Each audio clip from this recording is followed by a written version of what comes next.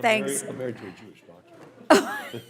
Thank you, everyone. And I call the Committee on Small Business and Entrepreneurship to order. With its authorization expiring at the end of this fiscal year, today we turn our attention to the Small Business Innovation Research and Small Business Technology Transfer Programs, or SBIR-STTR. This program has effectively partnered federal agencies with private sector entrepreneurs to scale research and development projects aimed at addressing the pressing challenges of the day. While we've seen a measure of success over the years, through the committee's oversight efforts, agency studies, and GAO reports, it is clear SBIR is in need of additional reforms to safeguard taxpayer funds and enable this program to meet its full potential. Despite the funding spanning 11 agencies and countless critical technology areas, SBIR has demonstrated an incredible potential to revitalize our small business industrial base and preserve America's technological leadership. The cutting-edge technologies being generated are already serving to enhance competition, improve supply chains, and increase overall readiness. For these reasons, I am excited to announce that today I am introducing the Investing in National Next Generation Opportunities for Venture Acceleration and Technological Excellence, or INNOVATE Act. We have to come up with these fancy names. Okay, the INNOVATE Act, a bill to reauthorize and comprehensively reform the SBIR-STTR program. My legislation streamlines and simplifies existing processes, directs the funding toward projects based on merit, channels funding to help accelerate the most promising projects towards final stage commercialization, protects against waste and abuse, and introduces enhanced protections and accountability tools to prevent these new technologies from getting into the hands of our foreign adversaries. First, the INNOVATE Act reforms Phase 1 to provide new applicants with a simplified two-page proposal process with smaller, one-time awards so that more innovators throughout the country can have access to this program, even if they can't hire professional grant writers. My bill also eliminates DEI preferences. These measures enable agencies to scout the best proposals based on substance from across the country. I am committed to ensuring open competition for innovators with traditionally lower engagement in the program. Second, my bill addresses the practice of SBIR mills, where firms benefiting from their Beltway connections and grant writing expertise have been able to collect an outsized portion of the funding with fewer results to show for it. This problem was verified by both the GAO, the Government Accounting Office, and the DoD's Defense Industrial Board, which reported that the firms that got the most awards were less productive in terms of commercialization, investments, and patents than those who got fewer awards. To prevent the use of Phase 1 or 2 funding as a permanent source of revenue, my bill imposes a $75 million lifetime cap. It forces small businesses with dozens of awards to demonstrate commercial traction or follow-on contracts with non-SBIR dollars. Third, my bill empowers DoD to repurpose underutilized and overly regulated STTR Phase 2 funding to more efficiently scale the most promising technologies for long-term contracts for deployment through strategic breakthrough awards. For these awards of up to $30 million, the bill limits eligibility to small businesses making clear progress towards commercialization and with an identified DoD end user. It also requires 100% matching funds to ensure that firms have skin in the game and aren't just in it for corporate welfare. These reforms will enable more flexible use of SBIR funding to help bridge the valley of death for the companies on the verge of success. Finally, my bill builds on my longstanding work to safeguard these new SBIR technologies from being stolen by our adversaries. For years, China and other state actors have stolen intellectual property and proprietary secrets from American businesses and universities. That is why I championed the Foreign Ties Due Diligence Program reforms in the 2022 reauthorization. But we have found that more needs to be done. That's why my Innovate Act introduces a new definition of foreign risk to create a stronger risk assessment baseline standard that must be applied consistently across all agencies. It implements a clear list of ties to foreign countries of concern that disqualify an applicant. And it empowers agencies with clear clawback authority if a small business exposes SBIR-funded products to adversarial influence post-award. By targeting SBIR funds to the very best innovators in the country, by cutting off the unserious applicants who are just after corporate welfare, by providing a boost to the best companies who need it to get over the final hurdles, and by better protecting our taxpayer-funded innovations from going directly to China, the SBIR-STTR program can expedite new technologies, increase economic opportunity, and attract investment back into our towns and cities, and help to usher in a new golden age of innovation for America. I look forward to working with my colleagues to get this across the finish line. It's up to us, the members of this committee, to work together to optimize this important program. I'd like to thank the witnesses for being here today and being willing to share their experience and expertise with us. I now recognize Ranking Member Markey for his opening statement. Thank you, Madam Chair. And today's hearing centers on American innovation and the small businesses that lead the way every day of the year. For decades, the Small Business Innovation Research Program, or SBIR, and the Small Business Technology Transfer Program, or STTR, have played an essential role in driving our country's innovation. And I'm extremely proud that Massachusetts small businesses have played such a prominent role. The Commonwealth is the second highest recipient of total awards in the country, receiving more than 24,000 SBIR awards totaling $8.3 billion and 2,000 STTR awards totaling over $720 million. This success is due to the Massachusetts Business Plan: attract the best and the brightest, provide a world-class education, and provide opportunities for small businesses to compete on a level playing field while having the best educated and the best trained workforce in the country. We start in the 4th grade. We're number 1 in the 4th, 8th, and 10th grades in America in math and verbal. It's a business plan. It provides that workforce. This has led to the development of America's high-tech highway, Route 128, which extends outside of Boston and into the surrounding area, akin to Silicon Valley in California or the Research Triangle in North Carolina. SBIR was codified in 1982, and STTR 10 years later, both on a bipartisan basis. During this time, Congress was keenly aware that the federal research and development needs of the country were not being met. SBIR and STTR were designed to use America's small businesses to drive innovation.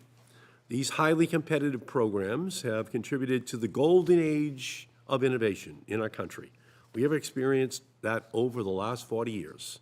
Without these programs, Americans would not have novel technologies at their fingertips as they do today.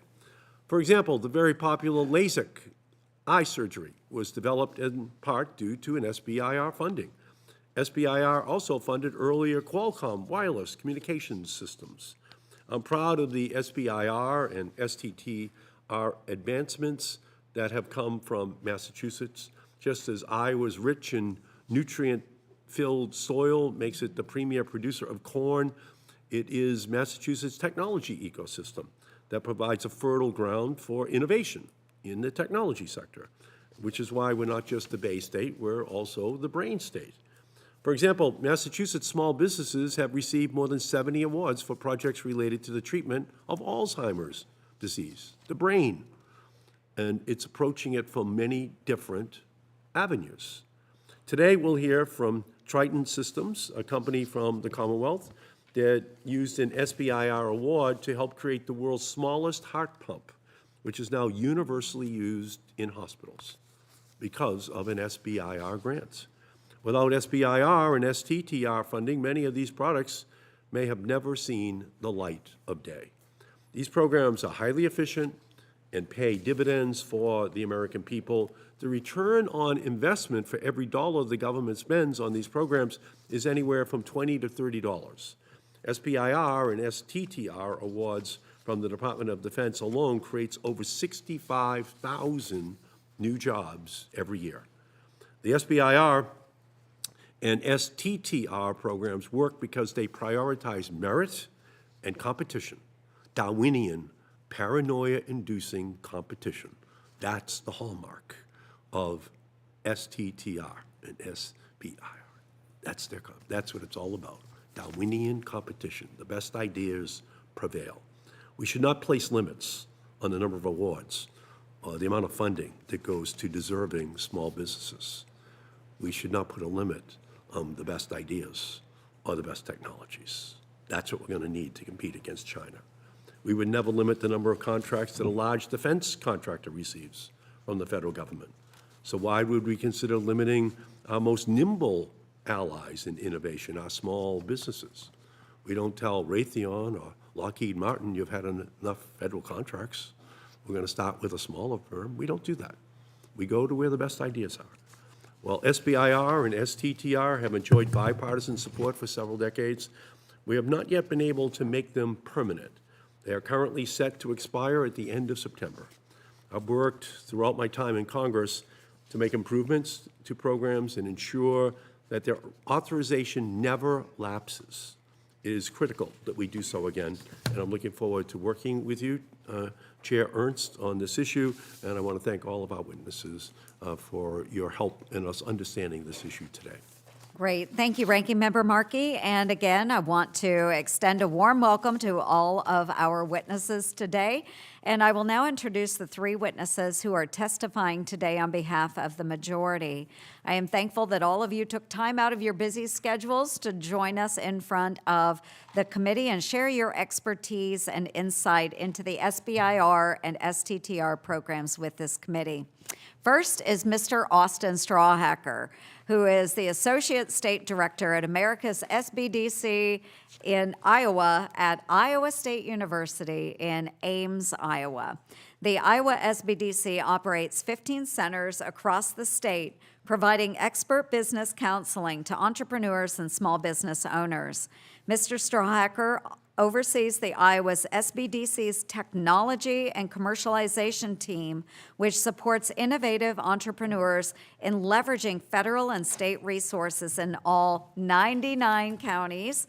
He also chairs the Association of Small Business Development Centers Research and Data Committee and serves on the Iowa Rural Development Council. Mr. Strawhacker also holds bachelor's degrees from Grandview University and a Master of Public Administration from Drake University, both in Des Moines, Iowa. So, Austin, thank you very much for being here today. Next, Mr. Caleb Carr is the CEO of, is it Vita or Vida? Vita Inclinata, an aerospace and industrial company headquartered in Broomfield, Colorado. Vita Inclinata received 6 SBIR awards totaling just over $4 million that were crucial to the company's success. Mr. Carr serves as a board member for the Software and Defense Coalition and is a professor of entrepreneurship at the University of Colorado. He graduated with a bachelor's degree from the University of Colorado at Denver and holds a Juris Doctor from Mitchell-Hamline School of Law.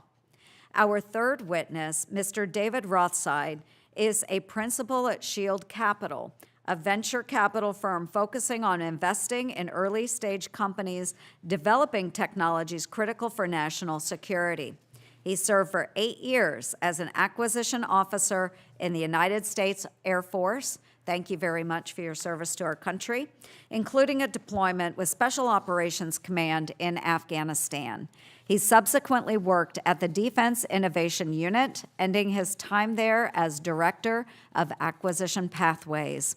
Mr. Rothside has a bachelor's degree from Miami University and an MBA from the University of Colorado, Colorado Springs. Thank you again, and I now recognize Ranking Member Markey to introduce his witness. Thank you, Madam Chair. And my witness, the minority witness today, is Dr. Ken Mahmood, who is the Executive Vice President of Triton Systems, which is a business at the cutting edge of innovation. Triton Systems is a multi-award-winning SBIR and STTR company and was awarded the Small Business Administration's Tibbetts Award in 2016 for its success in the SBIR program. Dr. Mahmood has more than 35 years of experience in research and development, including managing Triton's participation in the SBIR and STTR programs, and we welcome you, Doctor, to the panel today. Thank you, Madam Chair. Thank you, Ranking Member. And briefly, I'd like to take a moment to explain our lighting system to the witnesses. There are 3 lights in front of you. Green means go, yellow means you are running out of time, and red means to go ahead and wrap up those remarks. So I ask unanimous consent that the witnesses' full statements be included in the record. Without objection, so ordered. As your written testimony has been made part of the record, the committee asks that you limit your oral remarks to 5 minutes. And with that, Mr. Strawhacker, you are recognized for 5 minutes for your testimony. Chair Ernst, Ranking Member Markey, and distinguished members of the committee, thank you for the opportunity to testify on the reauthorization of the Small Business Innovation Research and Small Business Technology Transfer programs. As the Associate State Director of America's SBDC Iowa, I provide oversight to our Technology and Commercialization Center, which provides guidance to innovators, often including the exploration of SBIR and STTR funding. I am proud to work for an organization that is vital to the success of so many small businesses. The Iowa SBDC fosters innovation, strengthens local economies, and drives small business success. We engage with approximately 5,000 clients annually that in 2024 alone launched 225 new businesses, created 1,795 new jobs, I wish it was the bigger number, generated $174 million in sales, and secured $57 million in new capital. This yields an ROI of 3.7 on all of our funding sources. Hosted by Iowa State University, the Iowa SBDC collaborates with various partners to provide tailored services that support businesses in both urban and rural areas. Our regional centers act as a pipeline to lead technology-driven businesses to our Technology and Commercialization Center for assistance with SBIR-STTR proposal development, intellectual property, and commercialization assistance. Today, I would like to focus on 3 main points: the importance of the SBIR-STTR programs, the importance of localized support, and outline a couple of challenges and opportunities. For over 40 years, SBIR and STTR have ensured that small businesses play a significant role in the federal research and development. These programs help develop groundbreaking technologies, create high-quality jobs, and enhance our global competitiveness.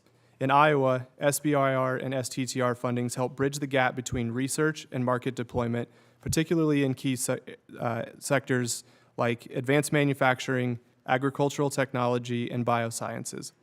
These programs also attract follow-on investment, drive job creation, and expand local supply chains. In fact, over 50% of successful SBIR and STTR applications that we have assisted with have leveraged their awards to generate additional funding that has more than doubled the overall investment in these companies. Rural entrepreneurs in particular exemplify the grit and innovation that define American small businesses.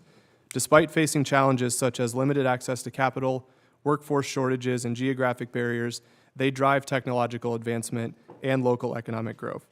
SBIR and STTR often provide the critical support needed for these entrepreneurs to take risk, push innovation, and continue to contribute to the national competitiveness. The success of small businesses, particularly in rural communities, depends on access to localized support. A prime example in Iowa is Senator Ernst Entrepreneur Expo, an annual collaboration between the Senator, the Iowa SBDC, and Iowa State University's Center for Industrial Research and Service. This event connects small businesses with industry experts, government resources, and potential investors, fostering collaboration and showcasing innovation.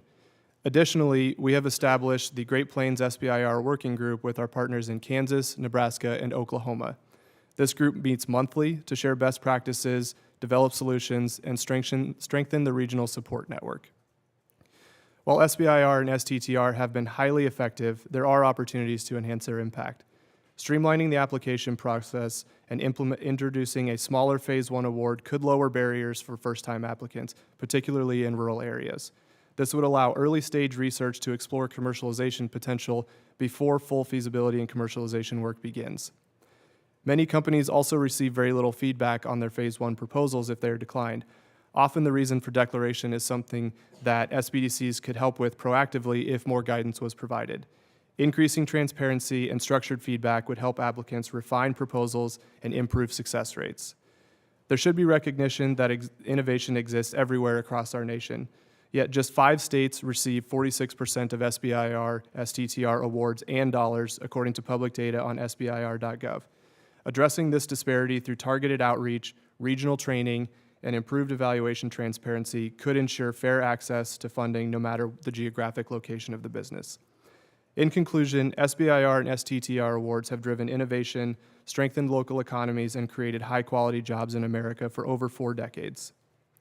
By leveraging SBDC's support, small businesses can access commercialization experts, funding strategies, and technical assistance to maximize program benefits. Continued collaboration among federal agencies, local resource providers, and entrepreneurs will be essential in maintaining the United States leadership in innovation.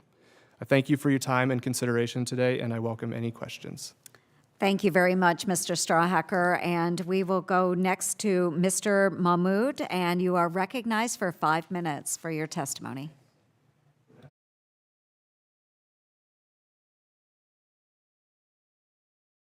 Small Business Committee. Thank you for the opportunity to speak at today's hearing. I'm pleased to share my insights into how Triton has supported SBIR's successful track record of both advancing national security and the economy. I'd like to share a few examples with the committee, mainly to show the different paths to commercialization and the benefits to both the warfighter and the United States as a whole. First, a few words about myself. I received my master's and PhD from RPI in upstate New York. In chemical engineering. I have been in leadership roles, as Senator Markey mentioned, in U.S. industry for over 35 years. I'm an inventor with over 30 patents, and I received the Tibbetts Award from the SBA on behalf of Triton for success in commercializing SBIR-derived technologies. Oh, my apologies. Okay. Okay. Thank you. Is this better? My apologies. Triton is a 100% U.S.-owned company with significant employee ownership. Most of our technical staff have security clearances and carry an incredible passion for helping the country and the warfighter, as you will see. Let me show you some examples of the impact on national security and the economy as a whole. We supply a critical component to the F-35 aircraft, which is the largest DoD platform ever.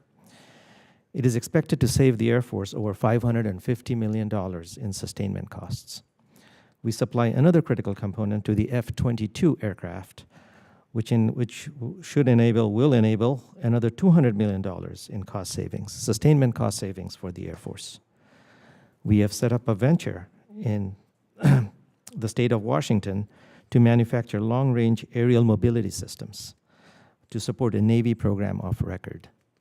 To do this, we are setting up an entire, very compliant U.S. supply chain, bringing back capability that had moved overseas. This involves companies across the country, primarily starting with North Carolina, but also companies in Tennessee, Massachusetts, Rhode Island, Pennsylvania, and of course, final manufacturing in the state of Washington. Our hearing protection product is being qualified for Army helicopter air crews. I do want to point out here that hearing loss and tinnitus is 2 of the biggest health issues affecting our veterans, with over 1 million veterans affected. It is estimated that the VA provides over $1 billion in disability benefits related to these conditions.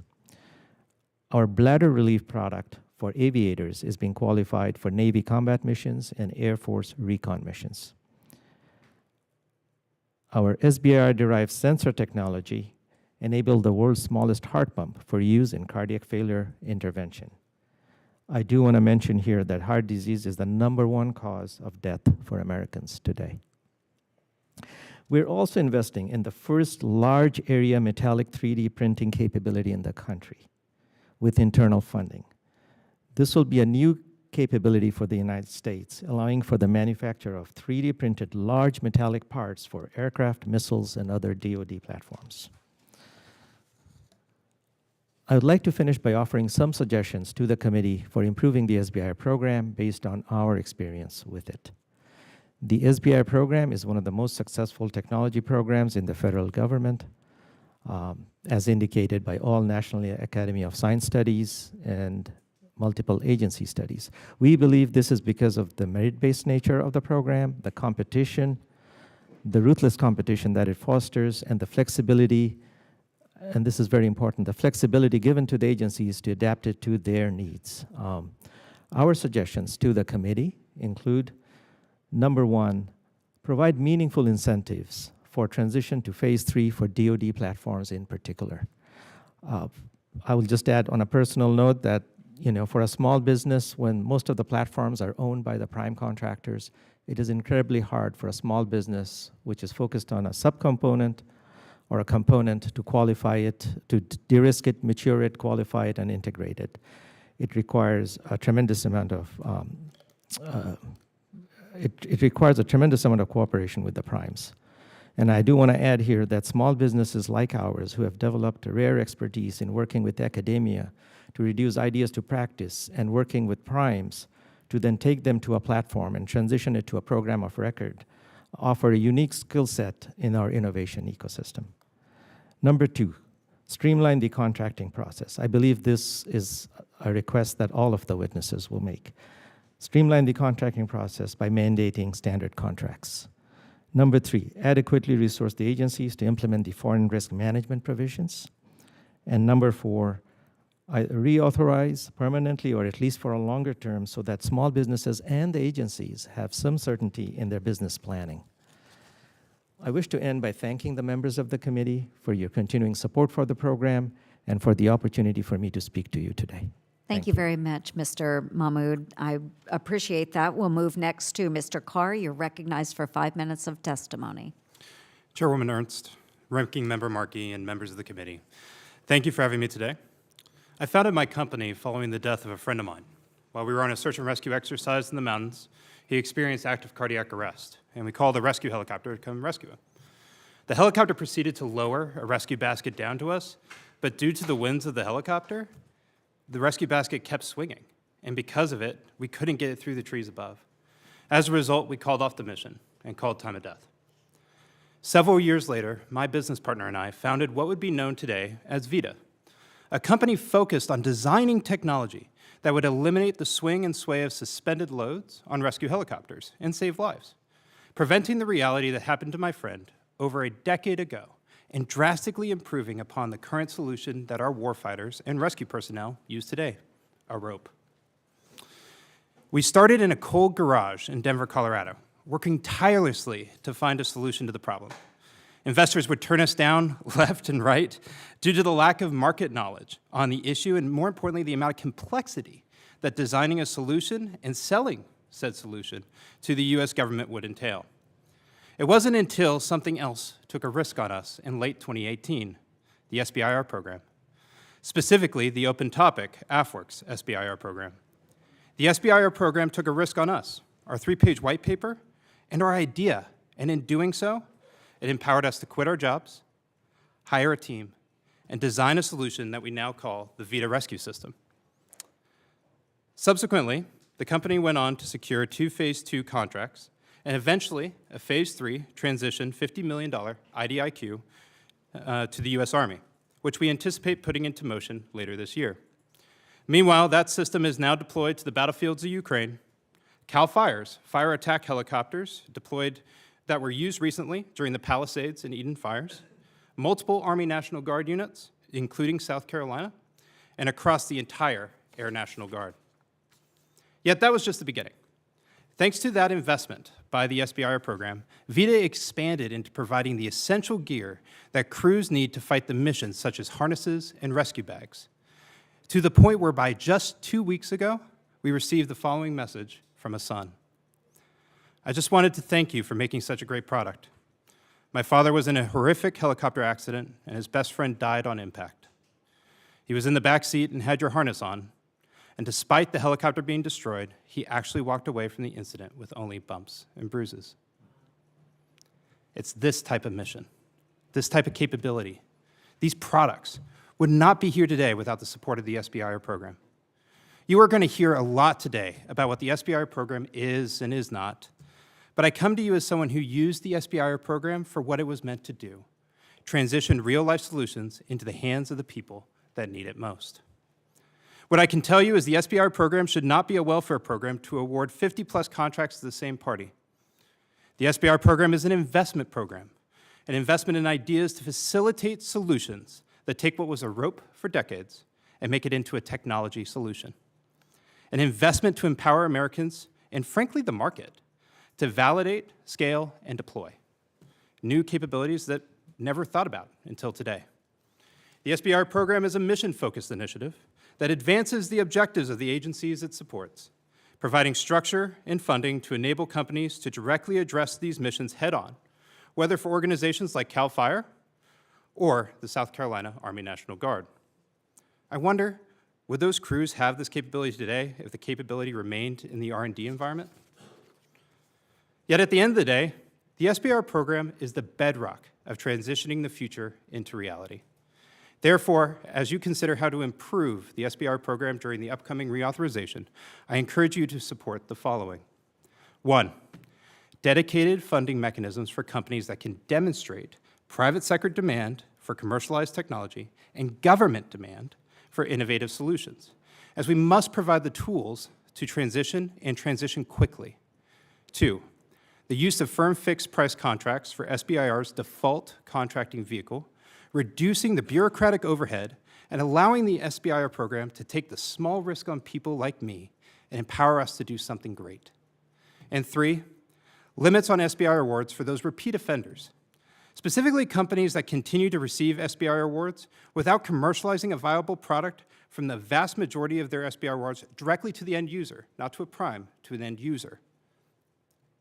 In doing so, you will prevent the SBIR program from becoming a welfare program and keep it focused on being an investment vehicle to allow entrepreneurs like me to ideate, innovate, and create the critical solutions that don't just sit on the shelf for someone to talk about one day, but instead are used in reality, executing the mission that it was designed to complete. Thank you for your time today, and I look forward to your questions. Thank you very much, Mr. Carr. And now I recognize Mr. Rothside for 5 minutes of testimony. Thank you, Chair Ernst, Ranking Member Markey, and the members of the committee, Senator Rosen. Thank you for the opportunity to testify. I'm an investor at Shield Capital, where I work with over 40 early-stage startups building technology at the intersection of national security and commercial applications, colloquially known as dual-use technology. Before this, I spent over a dozen years on active duty as an Air Force acquisition officer, including at Defense Innovation Unit, where I helped pioneer a new model for working with venture-backed startups. The reality is that America's technological edge is eroding. While we maintained clear dominance in Iraq and Afghanistan, we face a very different challenge in the People's Republic of China. Yet our defense and commercial technology ecosystems continue to operate in parallel universes. If we are going to win the global power competition, then we must leverage America's private capital markets backing the most innovative ideas. Private capital is critical to accelerating the development of next-generation defense tech. Venture capitalists bring funding, expertise, and a culture of iteration needed to develop cutting-edge capabilities. Venture-backed startups thrive on rapid R&D, allowing them to develop, test, and scale disruptive technologies efficiently. In recent years, the investment in defense tech has surged, growing from $8 billion in 2016 to $42 billion just last year, a 7x increase. And this trend, it's driven by geopolitical instability, an emphasis on streamlined processes from organizations like DIU and AFWorks, and a growing recognition of private capital's value in national security. The SBIR and STTR programs were created as America's seed capital for innovation, avenues for non-dilutive funding, which have contributed to major technological breakthroughs developed by venture-backed companies. The program, SBIR and STTR, should be reauthorized, but with vital improvements. I outline a number of policy solutions in my written testimony, including addressing an obstacle course that favors entrenched companies, so-called SBIR mills. A Naval Postgraduate School study found that of nearly 5,000 SBIR companies, the top 25 alone secure 18% of all DoD Phase 1 and Phase 2 funding. That's over $2.3 billion between 2012 and 2021. Many of these firms focus on securing grants rather than fielding operational capabilities. Meanwhile, true high-growth startups like the one here on my right, the ones building the technology of the future, organized to scale, employing thousands and attracting billions of private capital, are often locked out. We must ask, shouldn't America's government-backed seed capital be an entrepreneur's first step and not a bureaucratic bottleneck? Even when startups win SBIR awards, too few transition to Phase 3 procurement contracts. That same NPS study found that only 16% of SBIR companies transition beyond Phase 2. The rest remain stuck in perpetual R&D. Programs like TACFI and STRATFI in the Air Force and Space Force and Catalyst in the Army provide a model for bridging this gap. As a former acquisition officer, it is these types of programs that would incentivize a federal government program office to engage with SBIR companies rather than ignore them to the purview of government labs. Without these transition pathways, startups struggle to gain meaningful traction and investors hesitate to back them. At Shield Capital, we have 4 startups that have successfully transitioned from a SBIR Phase 2 to winning a STRATFI contract, enabling them to integrate into emerging programs of record. We expect these startups will likely graduate from the SBIR program, creating an on-ramp to scalable operational technology. This is the paradigm we need to solve for. VC financing on a grand scale, it is small but a mighty force. Just like SBIR within federal R&D, by working together, we ensure that SBIR will be a true launchpad. Venture-backed startups will gain a real on-ramp into government markets, and both private capital and federal investment can work together to co-fund the technologies our warfighters need. R&D, it's a bipartisan issue that impacts the workforce and economy of every state in America. Chair Ernst, Ranking Member Markey, your states represent 2 critical sectors of American innovation. Iowa's ag tech drives food security, while Massachusetts' biotech sector pioneers life-saving advancements. Neither thrives without investment, scale, and clear pathways to impact. In conclusion, I want to thank all the members of the Senate Small Business Committee. Now is the time to modernize SBIR as a bridge between government needs and America's private capital system. The golden age of American innovation will not be won by government funding alone. It will be secured by unlocking the full potential of America's arsenal, leveraging our free market system, ensuring economic prosperity, and national security resiliency. I look forward to being a resource and answering your questions. Thank you. Great. Thank you, Mr. Rothside. And now I recognize myself for 5 minutes of questions. We'll move into questions. So we'll start with you, Mr. Strawhecker. Thank you for your amazing work in support of small businesses in Iowa. Very familiar with what you do, and thank you for it. I believe it's in our national interest to scale the best technologies with strong potential to solve America's challenges, no matter where they are located. What bureaucratic obstacles exist for small businesses who are new to SBIR, and what reforms should Congress consider? Thank you, Chair Ernst, for that question. As I mentioned in my testimony, local support is critical for early stage development, particularly when it comes to learning about what these programs can and cannot do for companies. The expo that we jointly host in the state has done tremendous work in educating people about these resources, but it has also brought federal agency representatives to our state to have firsthand conversations with those business owners. That's where I believe the most work occurs, when someone can sit down with someone who can answer their questions right then and there and provide firsthand technical assistance in the moment, leads to significantly better planning as people start to enter this space. In 2022, the year before the expo was launched, we held a very similar event. And while it was impactful because it was the first one that we had done in quite some time, it was very difficult to get a lot of our agencies to come and have a presence at that event. Those that did come were blown away by the amount of innovation that occurs in our state. Thankfully, we have many more of them coming to our event right now. But in addition to the expo, the other things that were mentioned in the testimony, such as introducing a smaller Phase 1 award, will be very helpful, as well as increasing the transparency and feedback when awards are not approved. Thank you. Thank you. And if we could move on to you, Mr. Rothside. In your written testimony, you stated, innovation thrives in a competitive market where the best ideas rise to the top. Over the past 5 years, just 10% of DoD, SBIR, STTR funding went to companies without prior government contracts. I'm concerned about whether SBIR is living up to its potential.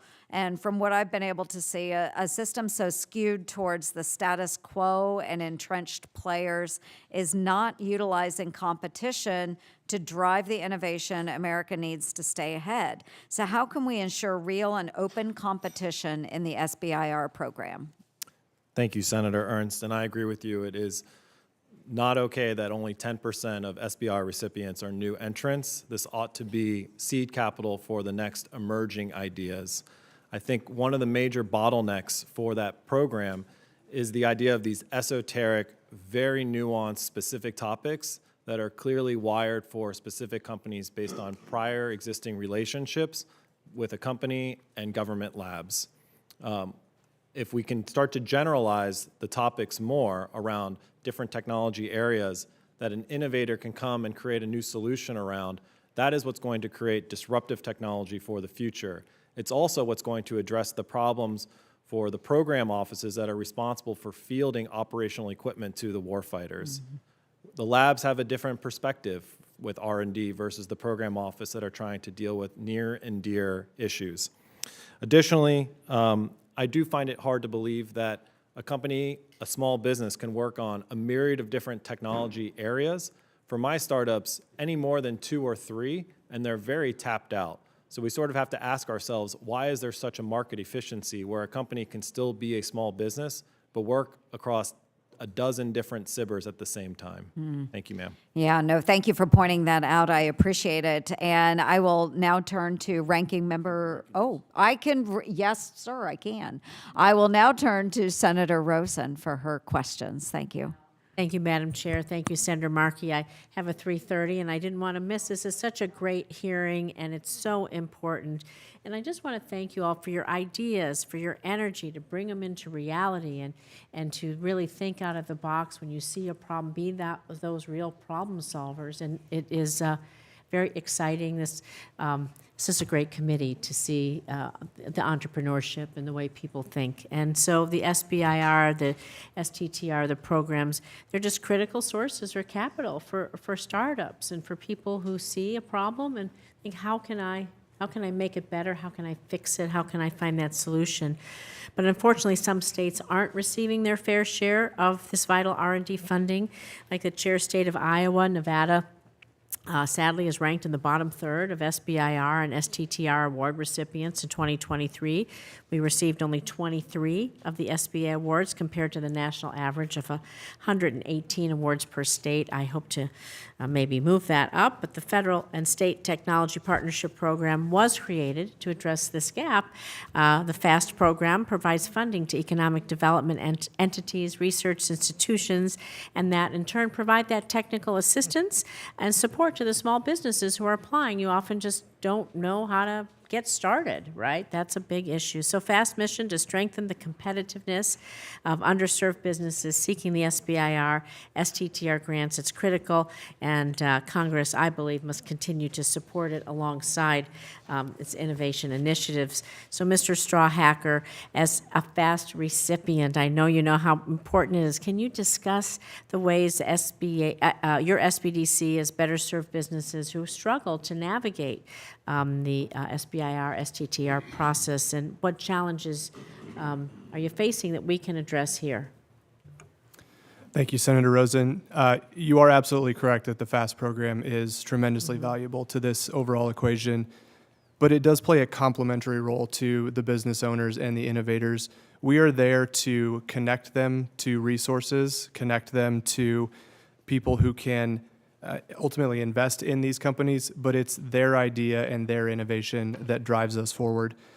We have brought on a myriad of different proposal development tools. We have sent our advisors to as many trainings as we can possibly get to. And I'm confident in saying that the proposals coming out of Iowa right now are as strong as they have ever been.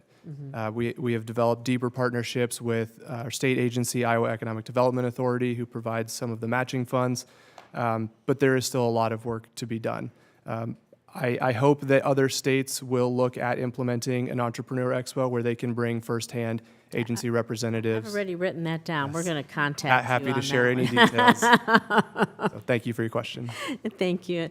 I want to talk a little bit about rural business access to SBIR funding, because we know small businesses are the key economic drivers in every Nevada community. In fact, Nevada is known for our large, obviously, casinos in Las Vegas, but to be honest, 99% of businesses in Nevada are small businesses. They bolster our industries. They support the good-paying jobs, local jobs. It's true both urban and rural.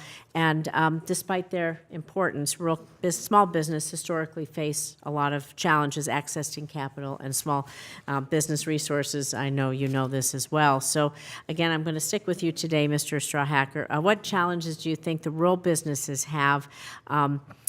And how can we help them maybe address that maybe more specific need they have, and the ways the FAST program can really better connect our resource partners to the SBIRS and Yes, thank you, technology Senator. funding?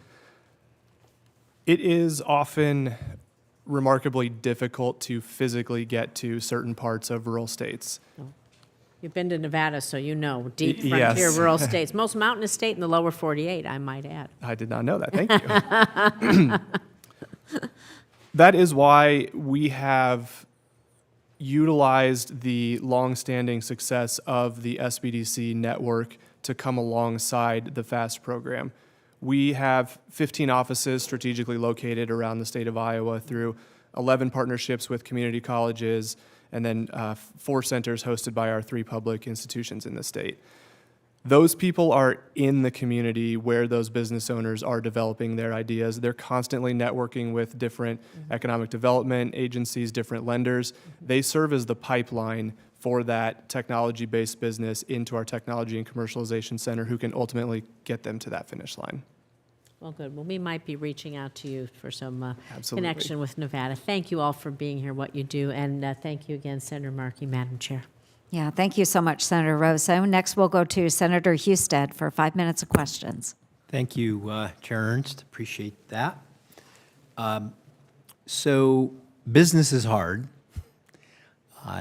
Many startups fail, particularly if you're in tech, because there's somebody else out there all the time who's also innovating and trying to identify a path, a use for their technology. And how do you go about the process of identifying who should receive assistance, who shouldn't? Because in a marketplace, it's so much easier in the sense that when it's your real money and it's your decision, you are far more discerning than when it's not. And so how does that process work right now? And how can we make it more like how a real marketplace works? And I'm open to whomever can answer that question the best. I mean, I'd jump in. It's an elevator pitch. At the end of the day, it's a quick white paper with a quick summary, 1, 2, 3 pages, and that's it. The reality is the SBIR program has continuously gotten longer and longer and longer in regards to its proposals. I can tell you, with a team of 3 people working in a garage, I did not have time to write a 100-page proposal. I have an elevator pitch. And the question is are you, as the person on the other side, willing to buy into that elevator pitch? Or do you think that something else should be awarded instead? And does the process that we're using in this, is it entrepreneurial enough? Does it work? I think the bureaucracy, as much as I would love to make it simpler, it forces you to be an entrepreneur.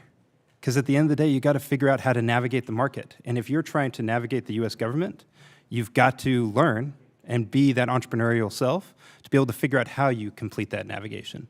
And so from my perspective, I believe a lot of the proposals supporting making that elevator pitch much easier for smaller companies to make it, you will continue to see more and more entrants coming into the program to be able to validate whether it's real or not.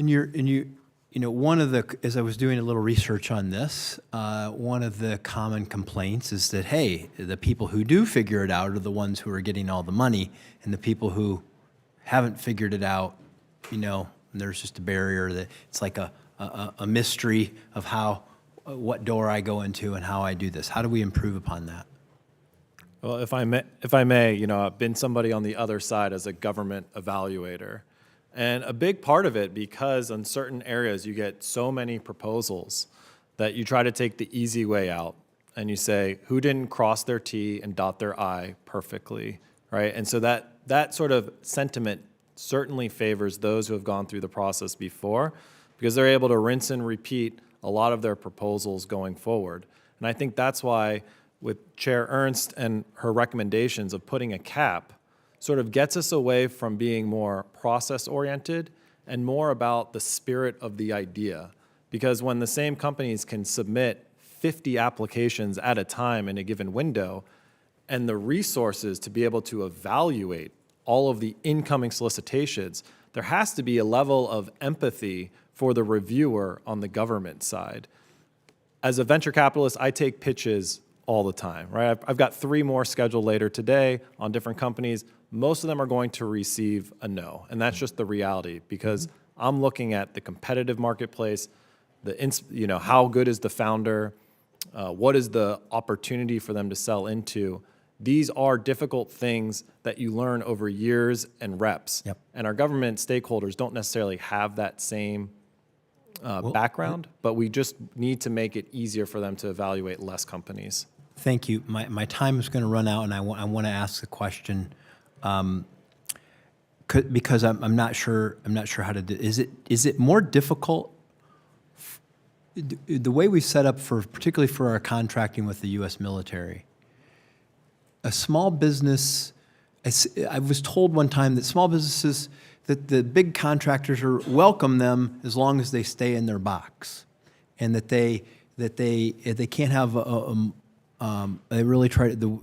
We have bidding rules that make it hard for a small business to entry. Is that accurate for anybody who's worked on that? I can jump up and say absolutely not. As a lawyer, one of the best things I ever did was go to law school, because I'll tell you, the NDAs that I signed with some of the big primes, they take your IP. They absolutely take the knowledge, the idea, and then they fit you into that box, and they force you into that box. And you must stay in that box. You must stay in that box. Which is completely problematic. Against the idea. Yes. Madam Chair, an opportunity maybe to explore that issue on another occasion. Thank you. Houston. And Senator Markey, we'll go back to you. No, thank you so much. And I agree with, this whole idea of the big companies, like Microsoft just swiped the browser idea, from Netscape, just swiped it. We're going to give it away. We've innovated so we can give away the Internet Explorer. Okay, big companies actually don't make breakthroughs. Okay, it's just a joke. Okay, they steal it from younger companies. They'll buy it up, but a lot of stealing goes on. You got to protect these people from the highway robbery of Silicon Valley companies. Just try to put more police on that beat. The Small Business Technology Council. Let me give you the SBIR and STTR programs provide small businesses early stage funding when private sector funding is less likely. Many small businesses have said that without SBIR and STTR funding, their businesses and the technologies that they successfully develop may not exist. More often than not, companies utilize SBIR to develop technologies that ultimately reach the market to benefit Americans across the country and provide critical technology to the government. So Dr. Mahmood Can you speak to the impact that SBIR and STTR funding have had on Triton's ability to innovate technologies that benefit everyday Americans? Thank you, Senator, for the question. So, as I had mentioned at the beginning, we just because of the passion of our employees, we do target benefiting the warfighter for a lot of the technologies that we develop, and it turns out, in many cases, that the technologies have a dual use. In fact, in our business model, when the technology has a commercial use, we completely spin off the company to go raise money in the venture capital market, as has been discussed. Because the commercial market operates, the venture capital industry has very tight timelines and expectations, as was just mentioned. So one example that I can cite, which is benefiting everyday Americans, is when we started and we created a spin-off for a sensor technology, a location sensor technology. And the application, the biggest application turned out to be for a heart pump. A heart pump that is used, as I had just mentioned, cardiac disease, heart attacks, and deaths are the #1 cause of deaths, cardiac disease for Americans. This heart pump used this sensor. They enabled the heart pump to become the smallest heart pump, and heart pumps are inserted through the artery. It has to be very small. And so it enabled this technology, and that heart pump is now widely used. So this is an example of something that has widespread application, but did come from an SBIR technology that was targeting a different application. Again, half of these are Defense Department.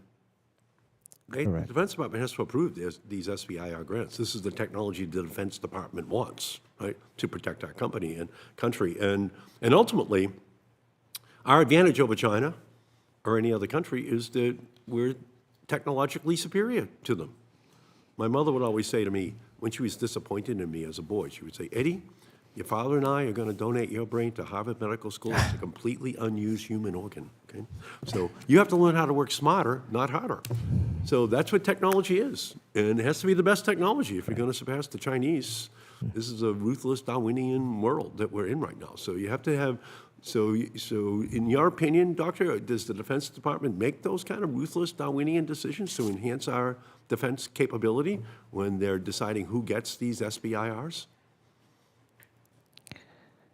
I can only speak to my company's experience. I can't speak to DoD's practices. In our experience, we tend to focus in trying to understand what the gap is for the warfighter. We tend a lot to understand that. Oftentimes, the commercial application may not be obvious to us. And when we do find a commercial application, as I said, we spin off the company to raise money in the venture capital market. And as I've showed in our examples, when we understand the problem, and I'll give you the example of the F-35, there was 2 problems there. One is, of course, sustainability costs. The source was a foreign source. And then the second problem was that it was causing a significant health hazard to the warfighter, the maintenance depots and the service depots. And so we worked with the primes, and as I mentioned, you do have to work with the primes because they own the F-35. They own most platforms. We worked with the primes closely to incorporate this new material to solve this problem, which, as the Air Force has announced, is going to save them over $500 million. So I'm not sure if I answered your question, Well, you Senator, did. You but, have a technology that the military is going to use. Works smarter, not harder. Right. Saves money. You know, it works better. It's a smart technology, and you did it in conjunction with the Defense Department wanting a solution, and you did it with the prime, but the prime itself wasn't coming up with the answer. Okay, and the SBIR incentivized you to find the answer to the problem. Is that correct? That's correct, Senator. And if I may add, cost savings that we bring to the government, like in this case, and there are other cases. There's another case where we saved $200 million for the F-22 platform. They do not show up in any metrics. None of our metrics, SBA's metrics, success metrics, they don't show up. So it's highly unlikely if we don't solve this problem that anyone else will do it, because there's no financial incentive for most companies to to take on a problem that has a low return for the company, relatively speaking, versus the government. And if I may, so you're saying essentially venture capital money is looking to make a big profit. And here, there's not a big profit, but there's a big problem that has to get solved by the Defense Department because of some medical condition that they want to see solved. I will just say, our spin-offs are very active in the venture capital market, so we understand, how the venture capital market works very well. I will just say that there are problems that are debilitating and life-changing and very, very difficult for the warfighter. I just mentioned the hearing loss problem.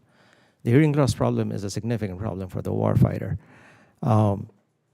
Toxic, the F-35 problem was really exposing them to a lot of toxic dust.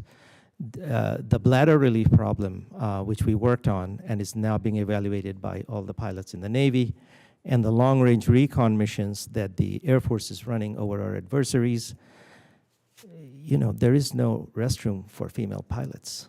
There is no solution. Some pilots practice tactical dehydration. It is not a good situation. And, we came in with a solution that was optimal for female pilots, female aviators, actually, and also for male aviators now. So these are not problems that, the traditional marketplace looks to address because the market is too small. There's only so many pilots. There's only so many. The market is just not big enough to attract those investments. And those are the ones where we feel, we have brought tremendous benefit to the warfighter. Thank you, Doctor. Thank you. Thank you. And I now recognize Senator Shaheen. Thank you. Well, thank you, Madam Chair and Ranking Member. I'm delighted that we're doing this hearing on the SBIR and STTR programs. Thank you to all the witnesses for being here. I apologize for missing your testimony. I was at a Armed Services hearing subcommittee, so that's why you weren't there, Senator Ernst.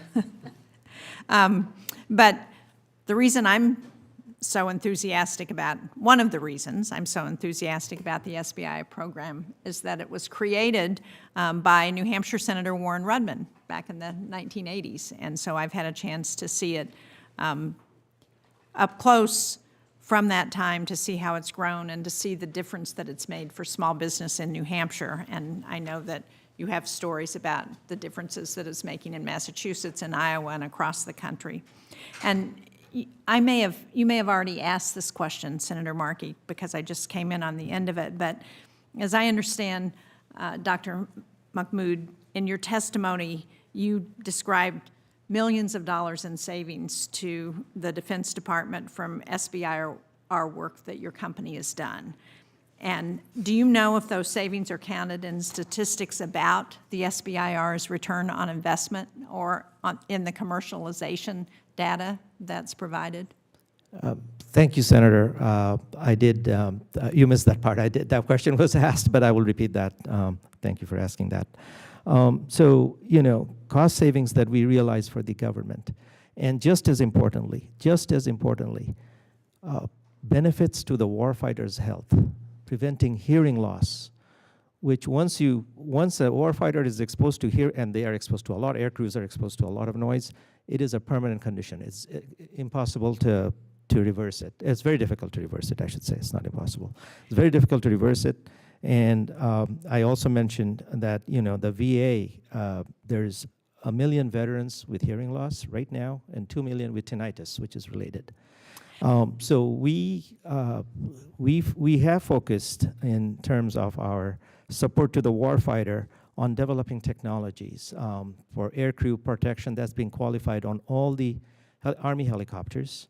And we are developing bladder relief for female pilots for long-distance recon missions. I did hear you talking about that, and it caught my sorry, I do my attention because you were talking about hearing loss, and we have a New Hampshire company that's developed a new hearing protection helmet system for aircraft carrier deck crews for that very reason. And they estimate that the Navy's going to save about $500 million because of their SBIR award.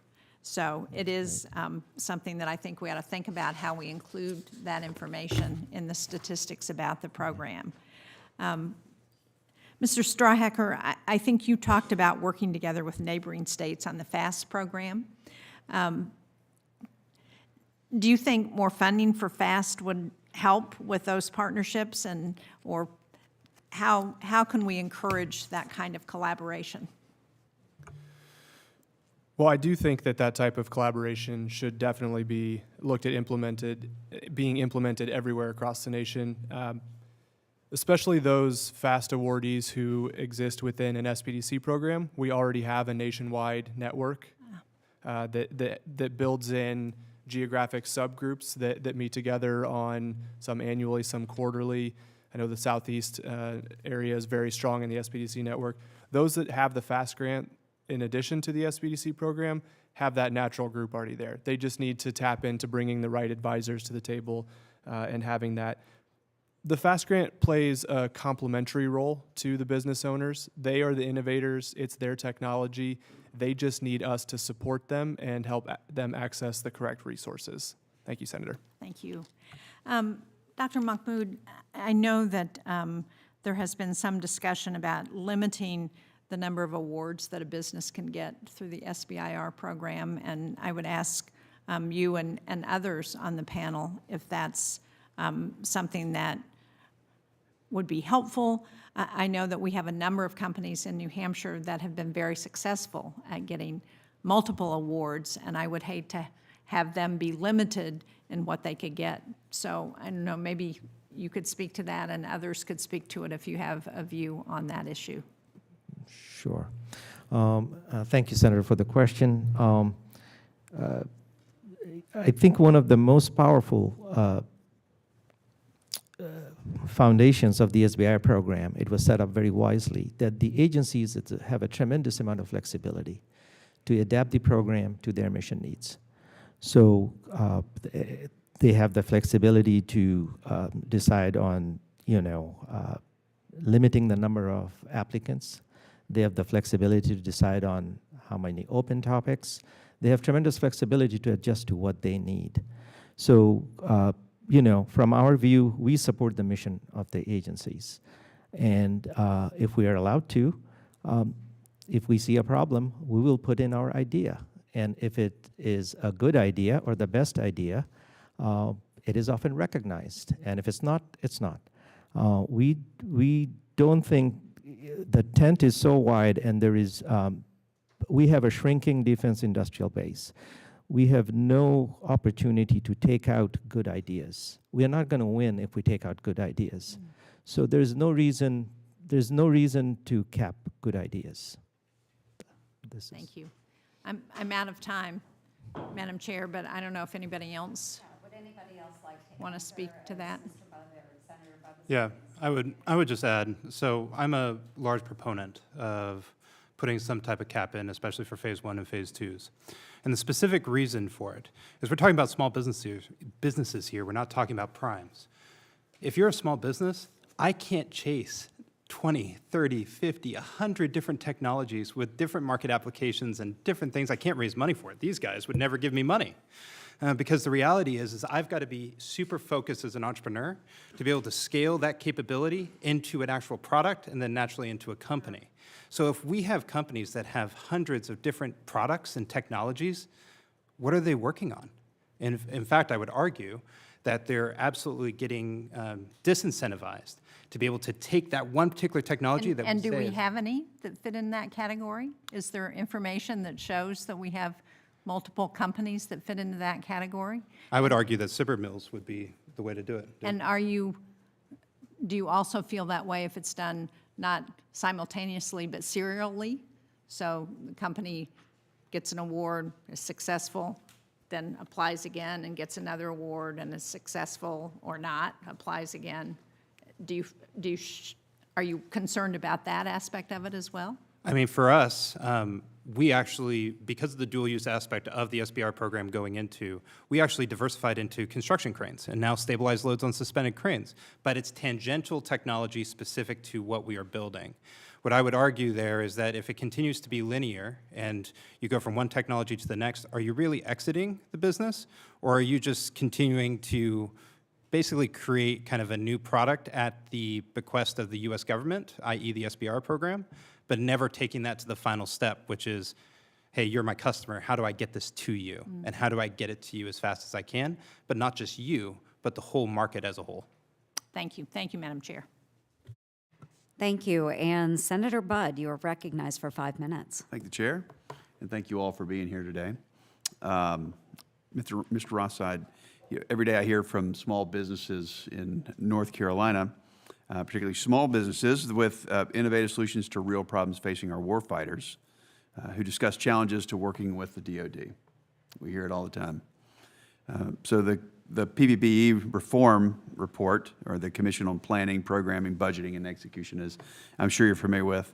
It highlights the barriers to new and emerging defense companies in working with the DoD. Specifically, PPBE Commission finds that, and I quote, a challenge SBIR faces is that promising Phase 2 projects are not deployed as often as would be preferred by the DoD. So what do you see as the principal barriers to Phase 2 projects deploying further within DoD? Thank you, Senator Budd. And I would just recognize that the managing partner of Shield Capital, Raj Shah, was one of the commissioners on the PPB&E. You might have a little insight then. So What as can you share with far as, the transition rates, which I highlighted in my testimony being about 18%, moving from Phase 2 to Phase 3 is a low number. And I'm not here to argue that it needs to be 100%, right? We're talking about seed innovation. We're trying out ideas. The warfighters can provide feedback. If it's not meeting a need, or if it's not a scalable need, then there's no need to continue it forward. But I think one of the areas that really hampers the Department of Defense is, while you can win an SBIR in the year of execution, so within this current fiscal year, the planning, programming, budgeting, and execution is inherently a 2-year-long process. So there's no gap year to be able to fill that need so that what the warfighter likes and sees and wants to scale, they now have to sort of sit on their hands and wait for the PPB&E to now catch up for the ensuing fiscal year, often 2 fiscal years ahead. And that can be a really big challenge for a company that is trying to sell a product that is very specific to the warfighter. Now, in a lot of cases, in the companies that we invest in, they're dual-use tech. So yes, we want them to sell to the Department of Defense, national security. We also want them to be selling to the commercial environment.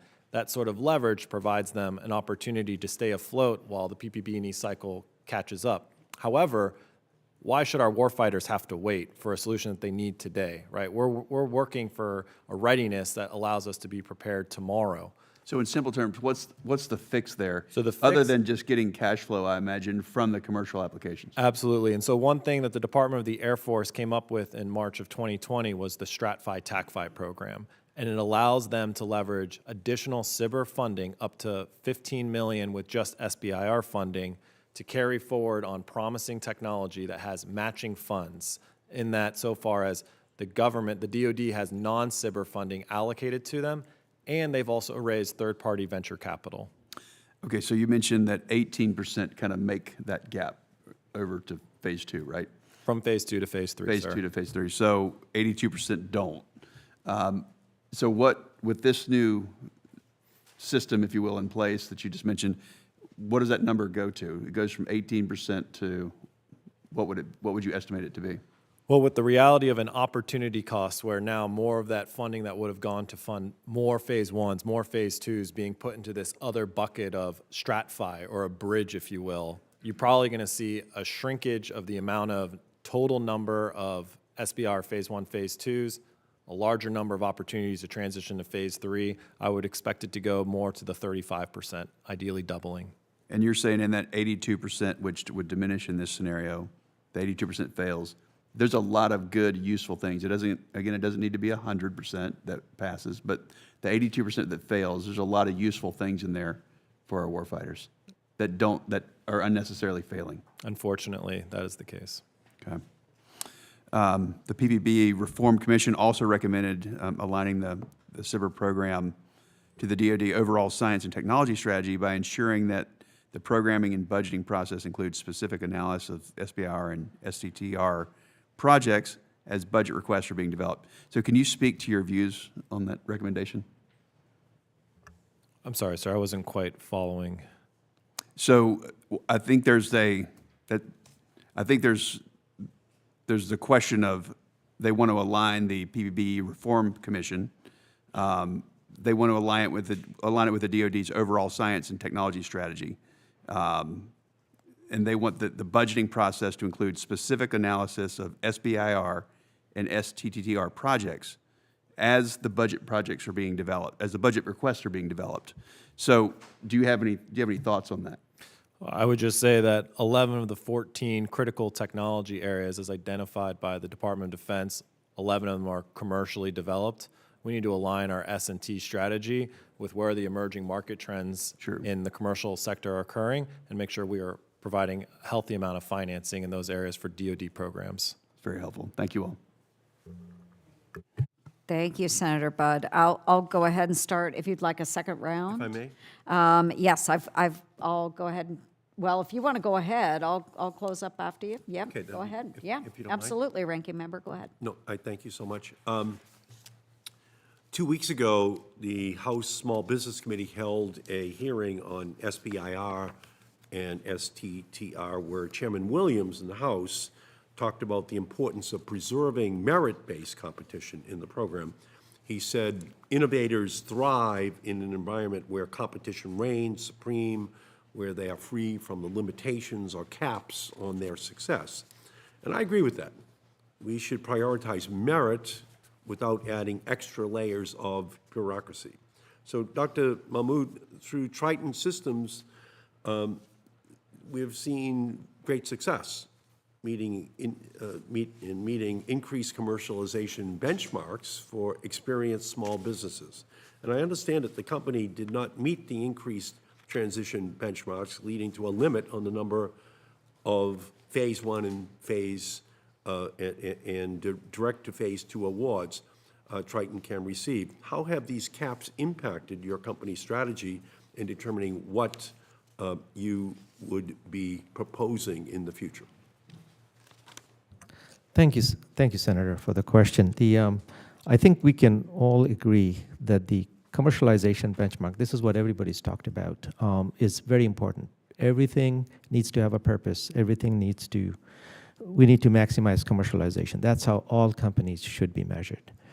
At least in my opinion, the Phase 1 to Phase 2 conversion metric does not have a commercialization meaning. You know, for example, we just talked about bringing in more companies, giving out a lot of Phase 1 awards. Air Force did that, by the way. They gave out a lot of small Phase 1 awards, and then maybe they had 1 or 2 Phase 2s in mind. I don't know. Maybe they had 1 or 2 Phase 2s in mind, because they want to see what's out there. So this is the idea, is to make small investments and capture the best idea. So I certainly don't feel that the Phase 1 to Phase 2 conversion metric carries any commercialization meaning. Having said that, the Phase 2 awards, as was discussed here, it was just discussed in a number of questions. Oftentimes, the customer, the small business, has no control. The need may have gone away, the customer no longer needs it, or the agency no longer needs it, or there's no funding, or they will award many Phase 2s and determine many Phase 1s and determine 1. So what we have done based on these new benchmarks is really become extremely risk averse, and we only focus now on Phase 1s where we totally understand how to transition this, what is the customer endpoint. So you just look endpoint. now at surefire commercialization. That's right. We do not take high risk. You don't focus as much on the breakthrough technology that can be transformative because it's not a surefire commercialization, yet we need to be taking the risk to find the breakthrough, because in China they're throwing tens of hundreds of billions of dollars at the breakthroughs. Correct. We do not pursue high-risk opportunities, even if we have a good idea, because we are not sure what the outcome is. Yeah, which is correct. very helpful. And can you explain the process of transmitting from proof of concept or a Phase 1 award to a Phase 2 award, and how rigorous that process can be, even for the most innovative technologies? Dr. Mahmood. Would you like me to explain the process, or? Excuse me? I didn't catch the question. The question is, can you explain the process of Okay, sure. transitioning from a proof of concept or a Phase 1 award to a Phase 2 award, and how Sure. rigorous that process I'd be delighted to. can be? So, you know, the philosophy of the SBIR program is to invest low in the phase ones and then to see which of these proof of concept is demonstrated. That's the process. But agencies have very different practices, as I just mentioned. Some may have a path to a phase 2. Some may have no funds for a phase 2. This happens quite a bit. So the agency itself may not have a plan on moving it forward, and oftentimes the need goes away. So the process for a general small business is understand, you know, if you can show the concept in the phase 1, then compete to demonstrate you have the best solution for the phase 2. And you know, that's the process. But as I said, because the agency practices are very different and the situations are different, the phase 2 may become irrelevant, and then the small business has no control. Yeah, no, and I thank you for that. And I thank all the witnesses. I thank you, Madam Chair, and I could just finish up, if I may, just by saying that we've heard the word mills thrown around today, disparaging some of the most innovative and dedicated small businesses. Massachusetts is proud of its mill culture. Our economy was built off of the textile mills during the Industrial Revolution. The only reason Thomas Markey left Ireland to go to Dover, New Hampshire, was the mills were in Dover, New Hampshire, where Senator Shaheen's husband was being raised. So that's the only reason I'm here, is those mills. And today, the Senate Republicans they're trying to paint a picture that innovative, ambitious, and productive small businesses, or mills, as they like to call them, are bad.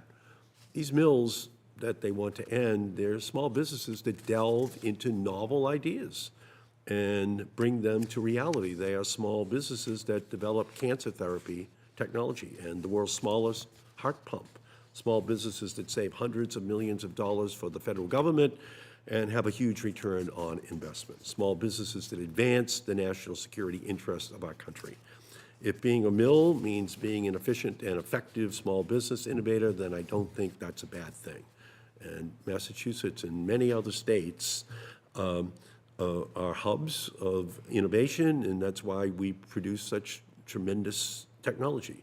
And we don't have big businesses that much in Massachusetts that drive our economy. We have small businesses that come up with good ideas that serve our nation and save lives, especially in this defense sector.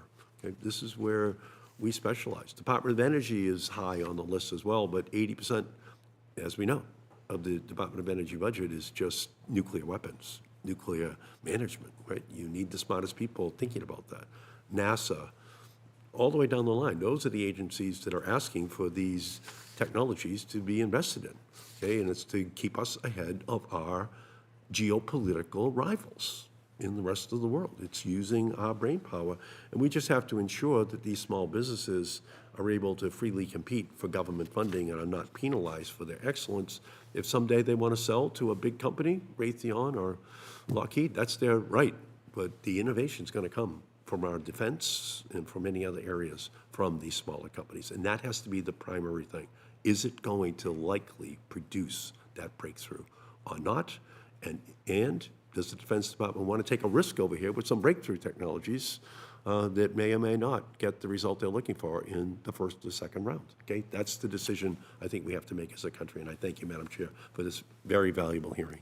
Thank you. I do have just a couple of additional questions, and we'll demonstrate why we think there is a need for reform. And so, Dr. Mahmood, again, thank you for being here. And please answer yes or no for this question. Are you aware of any ties between your leadership team, personnel, or spinoff companies with foreign countries of concern? May I answer the question? Yes. Yeah. So we are a cleared facility. We are audited by the DCSA, and we work closely with DCSA on vetting out any kind of foreign intrusion into the company. As I had just mentioned, when our spin-offs go out in the venture capital market, you know, we have no control on them. The spin-offs, you know, they will go and raise money in the venture capital market. We have no say on them. We have taken, in consultation with DCSA, incredible safeguards to isolate our technologies and our personnel from everyone, including the board and the management of our company. We have worked very closely with DCSA to do that because of this exact concern that spin-offs, we have no control what they do. So you are aware, though, that there have been ties to countries of concern? I've read in the press, I am not personally aware, but I've read in the press that, one of the spin-offs, has raised money globally. So there is concern about that. And we cut off all ties with those spin-offs a long time ago. Okay, and just so for the record, Triton has received 902 SBIR-STTR awards, accounting for more than $350 million. And that is really hard for me to explain to Iowans how someone who has received over $300 million can still be considered a small business.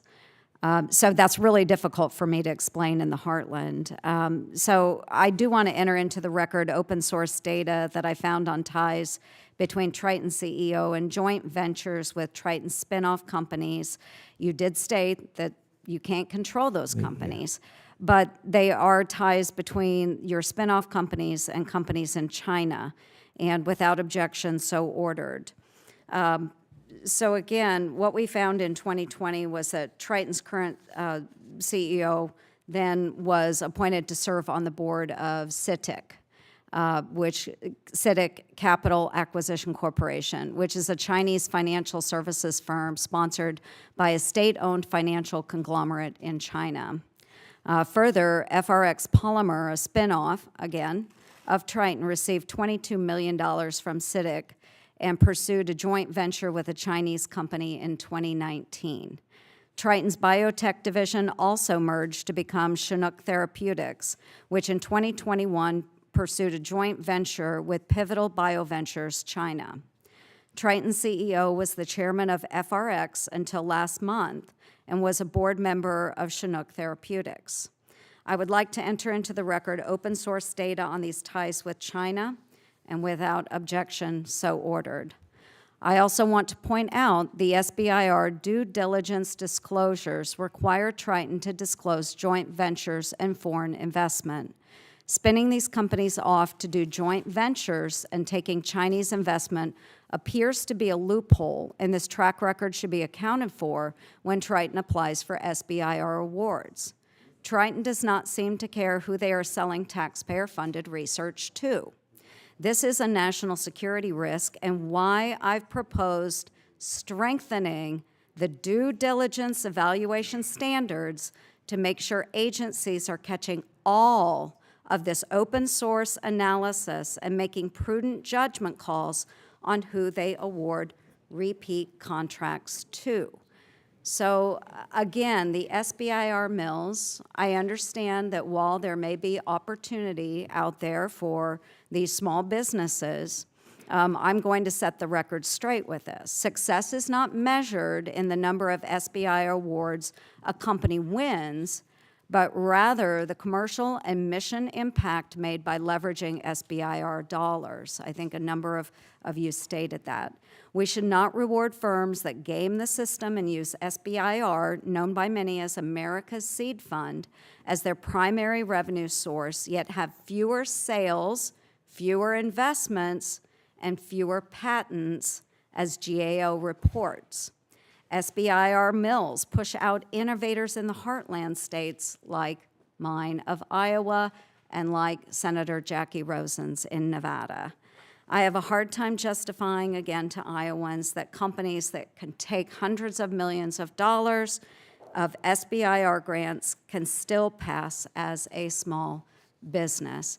So those concerns outline exactly why I am pursuing changes to the SBIR-STTR program. I do hope that we will have a bipartisan bill that we will be able to move forward. We have been joined by Senator Young. Senator Young, do you have questions before we close today's hearing? Well, I do, Chairman. Thank you so much, Chair Ernst. I thank the ranking member for holding this important hearing. Thank all of our witnesses for being here.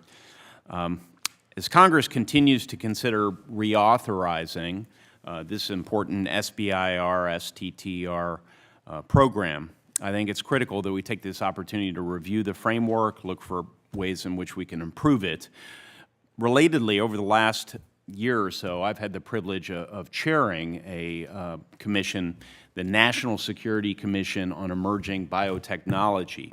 And one of the topics that will be included in our report to Congress is how China is outspending and outstrategizing the United States when it comes to critical technology investment and development of those technologies, especially in the area of biotechnology. And so I asked Mr. Rawside, how can the federal government better ensure that funds of this program are translating into material technology innovation, especially in the areas that require sustained capital to scale? Thank you, Senator Young. In my mind, the only way that the U.S. can compete with China when it comes to technology is by leveraging its greatest asset, and that's the private capital marketplace, the envy of the world, because it attracts entrepreneurs both here in the United States and abroad to want to come build here. The days of the government being able to foot the bill with its R&D budget are long gone past, but the systems and the programs and the structures that we've put in place were predicated on that paradigm. Just going back to 1960, 24% of all the world's R&D expenditure were happening in government labs. Today, it's less than 1%. So if we're going to compete, we have to get smarter about how we're leveraging taxpayer dollars and leveraging third-party capital providers to build technology companies of consequence. Thank you, sir. Well, thank you. Your points of emphasis are well received, especially in light of the fact that I've been working with, I think, every member of this committee on something outside of the jurisdiction of this committee, but it's to preserve research and development deductions through the tax code for our small businesses and frankly, for emerging high-growth potential businesses, pre-profitability, to offer them an R&D tax credit to incentivize their early stage R&D and then hopefully growth as a company. Mr. Rawside, to continue, do you have additional thoughts on how the SBIR-STTR program can better support American tech innovation in biotech and other critical sectors? Yes, Senator Young. I think what Chair Ernst has proposed with creating bridge programs within the SBIR program to provide larger pots of funding for technology of consequence as signaled by the federal agencies, similar to what the Air Force and Space Force have done with StratFi and the Army with Catalyst. These are the types of signals that help ensure that the investors can then understand what's really important to the federal agencies, provide additional capital to those companies so that they can hire the right amount of people, invest in cutting-edge equipment, and continue to scale and grow. Because if we're not building companies that want to scale and grow, then they won't be able to meet the needs of national security and outfitting thousands of soldiers, sailors, Marines, airmen, and guardians. Thank you for that. I have about a minute left and would just like to briefly explore with you, Mr. Rawside, something related to DoD's integration of open topic solicitations. My office has been impressed with these and their importance. These allow small businesses to propose solutions to more broadly defined problems. As we think about ways to support small businesses that are working on innovative technologies, it seems like expanding what departments and agencies can solicit open topic proposals for might make some sense. Can you offer any reflections on this topic? Senator, I believe that the open topic is the reason why this convening is happening today, getting interest from venture capitalists like myself and startup founders like Mr. Carr. It's because innovators are building solutions that the department hasn't even imagined. If we leave it to the whims of the department, they'll come up with very bespoke requirements around the things that they've already thought of. But that's a very small pool of people. Instead, we need to open it up to open topics. What are the solutions to the problems I didn't even know I had? And let the entrepreneurial class of America go to work. In light of the fact that I've already gone over my time, might I work with you on an ongoing basis to explore ways to expand the scenarios and situations in which open topic proposals can be utilized and related topics, yeah? Senator Young, absolutely. All right, great, thank you. Chair? Thank you. Are there any additional questions? Okay, and with no further questions, I want to thank the witnesses for being here today. I ask unanimous consent that the record of today's hearing remain open for 2 weeks for members to submit questions, revise and extend their remarks, and submit additional information into the record. Without objection, so ordered. With that, the Committee on Small Business and Entrepreneurship stands adjourned.